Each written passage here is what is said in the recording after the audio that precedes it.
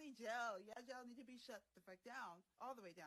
On to the next one. I asked this in the Hope. This is a different time I was in the Hope. It was around the time 4th of July or something like that. A lot of people were coming into the jail, and people who needed to be on the 7th floor was just they were sticking just anywhere they had space. We had people sleeping outside in the tank on the floor. If you're in the hole, you can't all be out with other people in the hole at the same time. You all have a 1 hour out by ourselves in the tank, and then we have to go back, and then somebody else get their hour out. I've been in the hole for like a few days at this point, and this is one bitch that they brought into the hole. The bitch is, I'm telling y'all, the bitch was. So one day this bitch is out for her hour. She's a black girl. I'm in my cell, bored as hell. I think I was reading a book or just talking in the toilet. And she comes to my door. She knocks on the door and she's like, come here. She asked, why do you talk like that? And I'm kind of done off. I'm like, bitch, talk like what? This bitch had the nerve to ask me, why do I talk like a white girl? Keep in mind, the day before, this bitch was smearing her own shit. Fecal matter that came out her body and smeared it all over her cell wall. But this hoe had the nerve to come to my cell, knock on my door and ask me, why do I talk like a white girl? Bitch, why are you smearing your own feces on your wall? Why are you even playing in your own feces? That's the real question we need to be asking here. You got bigger problems than me talking like a white girl, whatever the fuck that means.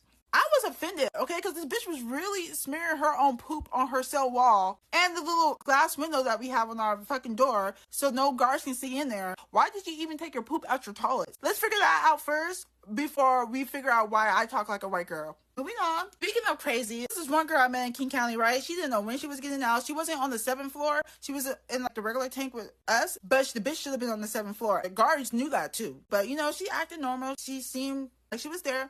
One day, King County Jail took a whole bunch of us and throw us on a bus and take us to RJC. No one knew what was going on. The day before, the girl that should have been on 7th floor was called it 7. Rumor has it that that girl that came into her tank had shoved up the 7 came up with a plan with another inmate. The inmate was going to keep guard, and 7 trapped that girl in the bathroom and took these 2 fingers. She went and fishing for the shit. Homegirl, she told me, like, yeah, I did have it on me. Wasn't about to get it. Bitch, you just violated me. You think you're going to get these? Nah, bitch. So she grabbed the fucking shit that was up her and threw it in the toilet.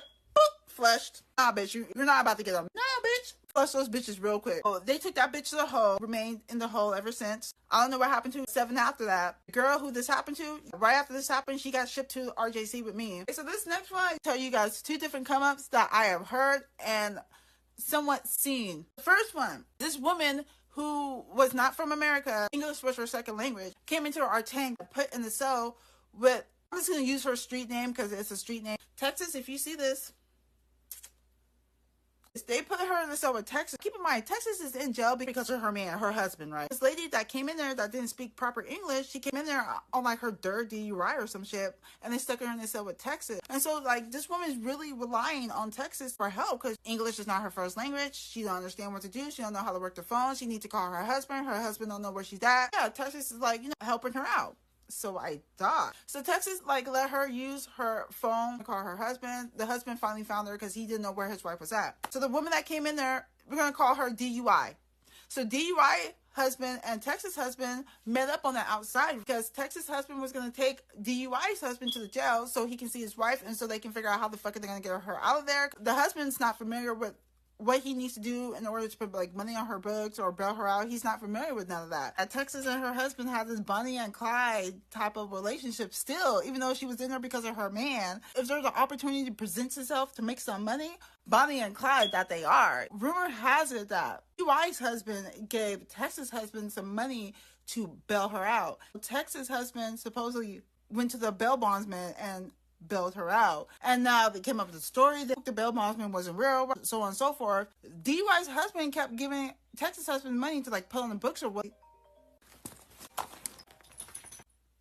Hello? What's up? No, hey, do me a favor real quick. Put your phone on mute. Alright, on. Money just kept disappearing. Like, wasn't going on the books. DUI was still in jail. The guards found out about this. I don't know how the guards found out. I don't know who told them. I'm not sure if it was DUI husband or they heard it through the grapevine. But they took Texas out the cell. They're talking to her. I'm not sure what was said. I'm in my cell, so I can't hear shit, but I can see shit. They took Texas out and they sat her somewhere else. Then they took DUI out and they told DUI to grab all her shit. They stuck DUI down into the detox tank. I don't know why they're gonna do that to that woman. They stuck her in the detox tank, but eventually DUI got out. Judging by how Texas and her husband was, I definitely believe it. Which brings us to our next story. I'm in the hole again in jail once more because I stayed in the hole. One inmate was out and she was using the phone. She was talking to whoever, and she happened to remember her debit card number. She's giving it to whoever the fuck she's talking to on the phone. A woman in a different cell hears this conversation. She wrote that shit down. Girl who had that information back into her cell, and now this other bitch comes out. And so now this other bitch is on the phone, like, yeah, hey, I just heard this girl talking on the phone to whoever, and I got her debit card information. It wasn't a debit card, it was some type of card. Give you this card number and all the information. I'll check to see if there's money on there. They didn't rob the inmate while they were in jail. This is why y'all in jail. I didn't rob nobody. That's not why I was in there. But I was like, damn, motherfucking inmates will find a way to come up any way they can. So they took homegirl's money off her card, which I think was like around $500. The one that stole the information put money on her books. The person who helped steal the information that she called took some of that money too. So her just got robbed like she was in jail. So that is all for my time in King County Jail. The jail that definitely needs to be shut the fuck down. They need to shut that bitch all the way down like the economy. Just shut that bitch down. So let's not forget, if you like this video, hit that like button. If you're not following or subscribed to my platform, make sure you hit that follow and or subscribe button. And let's not forget, sharing is caring. So feel free to share any of my content you like. On that note, stay safe, stay healthy, but the most important one, and the most important one of them all, stay you out of jail. Jail's not the place you want to be, especially in King County, because those motherfuckers are some BS and BS free. Bye. Peace.